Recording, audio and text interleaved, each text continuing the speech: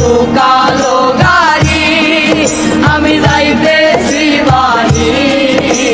পাশের সিটে বসায় আছে সুন্দরী নারী, পাশের সিটে বসায় আছে সুন্দরী নারী। জিজ্ঞাস করলাম থাকেন কোথায়, বাড়ি কোন থানায়? আমার দিকে তাকায় সে কথা বলে না।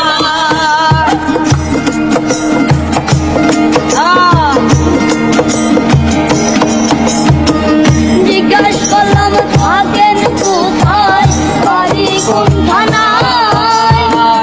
আমার দিকে তাকায় সে কথা বলে না।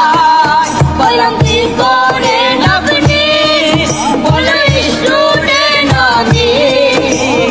আমিও যে এক্সাম শেষে যাইতেছি